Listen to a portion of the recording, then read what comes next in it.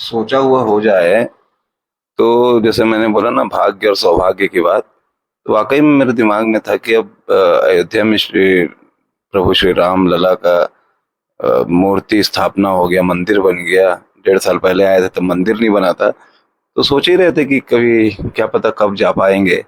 और देखिए, मैं लखनऊ आया, मित्र ने कहा एक बार कि चलो अयोध्या होके आते हैं। तो एकदम से मैं तैयार हो गया। बोलो चलो, एक दिन बाद अपनी आगे की जर्नी को बढ़ाऊंगा। तो हम लोग दोनों कार से आ गए लखनऊ, जो कि केवल 130 किलोमीटर है लखनऊ से अयोध्या।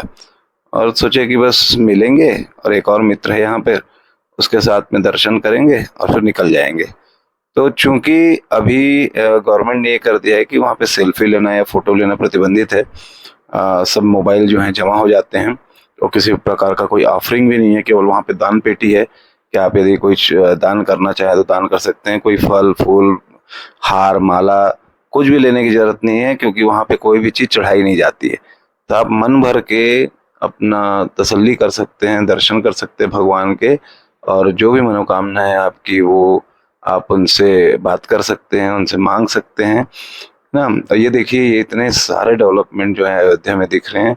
जब हम 1.5 साल पहले आए थे तो यहाँ की सड़कें बहुत सकरी सी थी। अब इतने बड़े बड़े चौड़े चौड़े रोड हो गए हैं, रेलवे स्टेशन से एकदम पास में है राम मंदिर। और चूंकि हम लोग कुछ ऐसे पहचान से मतलब हमारे मित्र के कारण से गए, तो 10 मिनट के अंदर हमको दर्शन हो गया, बहुत अच्छे तरीके से दर्शन हुआ। बाकी लोग का भी दर्शन हो रहा था आराम से, बस थोड़ा सा लाइन जो है वो लंबी कर दिया गया था, जिससे कि भीड़ को संभाल सके। और अभी ज्यादा भीड़ भी नहीं थी, लेकिन हाँ, एक चीज तो था कि गर्मी बहुत तेज थी। मतलब समझ लीजिए आप कि कम से कम 47-48 के आसपास की गर्मी। और उसमें चल के जाने में थोड़ा सा दिक्कत है, क्योंकि संगमरमर लगा हुआ है नीचे, और उसकी तपिश आपके पैर में बहुत तेज लगती है। और एक और अच्छी व्यवस्था है वहाँ पर, सीनियर सिटीजन के लिए वहाँ पर व्हील चेयर उपलब्ध है। और व्हील चेयर आप ले जा सकते हैं अंदर तक, और वहाँ से दर्शन करके उनको लौटा सकते हैं। अच्छी व्यवस्था है।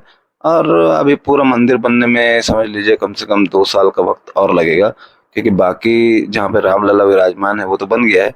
बाकी की जगह अभी बची हुई है, और वो बनने में कम से कम, जैसे देख के लगता है कि कम से कम 2 साल तो और लगेंगे। लेकिन अयोध्या एकदम चेंज हो गया है पूरी तरह से। बहुत चौड़े रोड हैं, और आवाजाही बहुत बढ़ गई है। पूरे विश्व से लोग आ रहे हैं। ये चूड़ा चूड़ा बोलते हैं इसको, चूड़ा चौक। ये चूड़ा चौक बनाया है।